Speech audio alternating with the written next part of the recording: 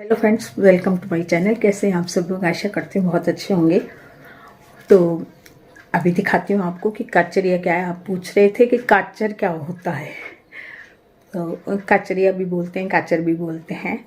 और काकड़ी, जो काकड़िए की सब्जी मैं आपको बना के बताती हूँ वो सुखा के, गांव वाले सुखा देते हैं उनको, अपनी झोंपड़ियों के ऊपर सुखा देते हैं। फली है, काकड़िया है। तो छोटी एक फली आती है और एक बड़ी फली आती है, जिसकी तो वीडियो मैंने आपको भेजी थी अभी, मतलब दिखाई थी मेरे चैनल पर। बड़ी फलियों की सब्जी बताई थी। ये छोटी फली हैं जो मैं दिखा रही हूँ, वो छोटी फली हैं। उनको भी गांव वाले सुखा देते हैं और जब इनकी सीजन नहीं होती तब ये सब्जी बनाते हैं। गांव में हमारे जैसे कोई गाड़े नहीं आते हैं या कोई सब्जियां नहीं मिलती हैं, शहर में आके वो लोग सब्जियां लेते हैं, तो फिर उनकी परेशानी होती है। तो वो काचर की सब्जी, फली की सब्जी, काकड़िए की सब्जी, सूखी काकड़ी सुखा देते हैं इन सब्जियों को। जब सीजन होती है, बहुत होते हैं उनके खेतों में, तो वो सुखा देते हैं। सुखाने के बाद वो फिर इनको बाद में काम लेते रहते हैं जब भी इनको ज़रूरत पड़ती है। और ज़्यादातर वो दही, दूध, घी इनसे ही रोटी खाते हैं, बाजरे की रोटी। तो सब्जियों का खर्चा उनके यूँ नहीं होता है, क्योंकि खेती उनके इन चीज़ों की होती है, तो वो सुखा देते हैं। तो उनके खाने पीने का खर्चा कम होता है। जैसे बाजरी भी है तो बाजरी के खेत उनके होते हैं, तो बाजरी का आटा खा लेते हैं वो। गाय भैंस होती हैं तो उनका दूध निकाल लेते हैं, बकरी गाय भैंस का दूध निकाल के फिर उनका घी निकाल लेते हैं दूध से या दही से बिलोना करके, और वो घी भी निकाल लेते हैं। तो उनके यहाँ खाने की कमी नहीं होती, घी, दूध और दही की कमी नहीं होती। सब्जियां वो ये खाते हैं वो लोग, तो उनके यहाँ खाने की कमी नहीं होती। और फिर वो खातिरदारी भी इसलिए ज़्यादा करते हैं कि उनके कोई कमी नहीं होती है। तो मेहमानों की खातिरदारी तो वैसे ही करते हैं, गांव वाले करते हैं मेहमानों की खातिरदारी। तो वो यही चीज़ें खिलाते हैं जो मैंने आपको हमारी गांव वाली वीडियो में दिखाई थी। काचर की सब्जी, दही, गुड़, बाजरे की रोटी और गुड़ के साथ बाजरे की रोटी का चूरमा। तो ये चीज़ें खाते हैं वो।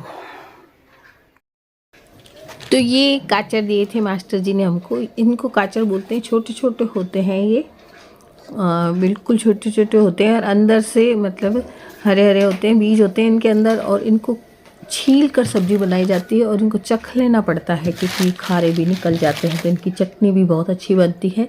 लहसुन के साथ गांव वाले इसकी चटनी बनाते हैं।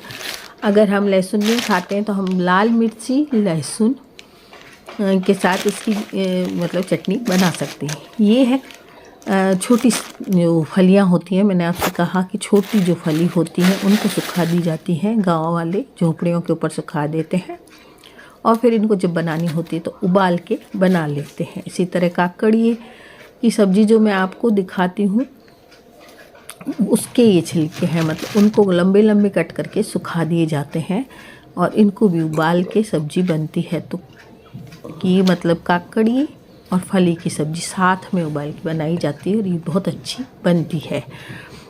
तो इनको सुखा दिए जाते हैं और गांव वालों को कोई भी सब्ज़ी लाने की ज़रूरत नहीं होती है। जब सीजन होता है इनका, उनके खेत में उगती हैं ये चीज़ें, तो ये बहुत सारा मतलब इसकी पैदावार होती है और ये लोग सुखा देते हैं उसको। सुखाने के बाद जब इनकी सीजन ख़त्म हो जाती है तो फिर ये पूरे साल बना लेते हैं। इस तरह काचर तो होते ही रहते हैं, इनकी भी कोई सीजन है शायद। तो आप लोग पूछ रहे थे कि काकड़िया और ये फली और ये काचर, काचर क्या होता है। तो ये काचर ये होता है, मैंने जो आपको दिखाया काचर होता है ये। इसको थोड़ा चखना पड़ता है, खारा भी हो सकता है ये। इसको चख के फिर इसकी सब्जी बनाओ।